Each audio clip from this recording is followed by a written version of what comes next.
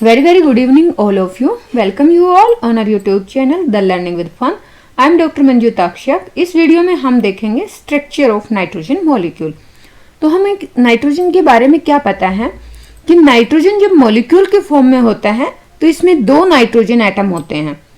और अगर nitrogen molecule के हम स्ट्रक्चर को समझेंगे तो हमें पता होना चाहिए कि नाइट्रोजन का एटॉमिक नंबर क्या है. मतलब हमें जानना है कि what is the electronic configuration and combining capacity of nitrogen. तो हमें पता है, जैसे क्लास 9th में हम ये सब स्टडी करके आए हैं, तो हमें पता है कि नाइट्रोजन का एटॉमिक नंबर है 7. और 7 इलेक्ट्रॉन्स कैसे अरेंज होते हैं. सपोज करो this is the nucleus of nitrogen atom. बाहर जो पहला शेल है जिसको हम के शेल बोलते हैं, इसमें 2 इलेक्ट्रॉन्स हैं. और जो सेकेंड शेल है एल शेल, इसमें 5 इलेक्ट्रॉन्स हैं. तो इलेक्ट्रॉनिक कॉन्फ़िगरेशन नाइट्रोजन का होता है 2 and 5. जब हम इलेक्ट्रॉन डॉट स्ट्रक्चर की बात करते हैं तो उसमें हम जो आउटर मोस्ट शेल में जो इलेक्ट्रॉन होते हैं उन्हीं को कंसीडर करते हैं. तो यहाँ पे क्योंकि नाइट्रोजन मॉलिक्यूल में जैसा हमने बताया कि 2 नाइट्रोजन एटम होते हैं, हर एक नाइट्रोजन एटम के पास आउटर मोस्ट शेल में 5 इलेक्ट्रॉन है. जैसे 2 इलेक्ट्रॉन ये और 3 है, ठीक है, 2 ये हैं और 3 ये हैं. तो ये जो नाइट्रोजन 1 है इसके लिए 5 इलेक्ट्रॉन हो गए. मान लो ये नाइट्रोजन 2 है तो इसके लिए भी 2 इलेक्ट्रॉन ये प्लस 3 इलेक्ट्रॉन ये, टोटल 5 इलेक्ट्रॉन हो गए. दोनों ही नाइट्रोजन के आउटर मोस्ट शेल में 5 इलेक्ट्रॉन है. ऑक्टेट कंप्लीट करने के लिए कितने इलेक्ट्रॉन चाहिए. अगर 5 हैं आउटर मोस्ट शेल में तो इसको अगर 3 इलेक्ट्रॉन्स और मिल जाते हैं एक नाइट्रोजन एटम को, तो अभी कितने इलेक्ट्रॉन हो जाएंगे आउटर मोस्ट शेल में. 8 इलेक्ट्रॉन हो जाएंगे. तो ऑक्टेट कंप्लीट करने के लिए आउटर मोस्ट शेल में कितने इलेक्ट्रॉन चाहिए. 8 इलेक्ट्रॉन चाहिए.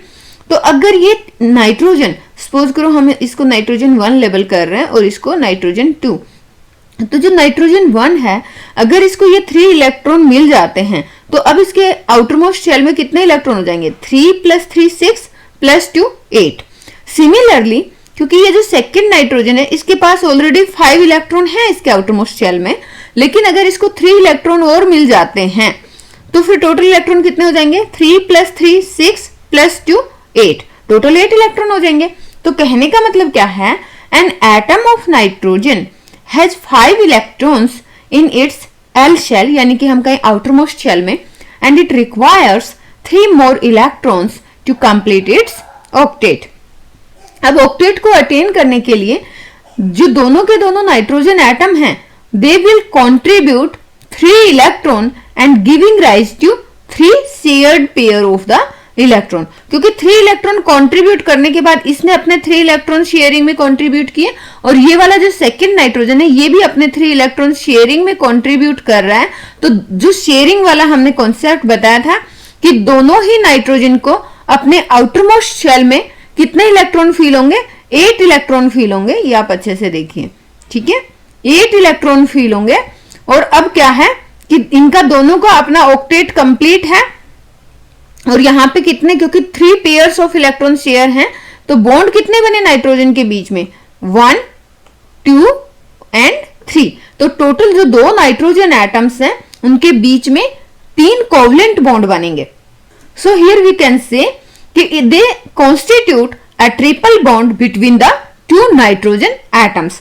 तो यहां पे आपने देखा electron dot structure of nitrogen and triple bond, जो हमने कैसे, मतलब ट्रिपल बॉन्ड 2 नाइट्रोजन एटम के बीच में बन रहा है वो हमने यहाँ पे फिगर में देखा है. So this is all about the structure of nitrogen. Thanks for watching the video. जय हिंद.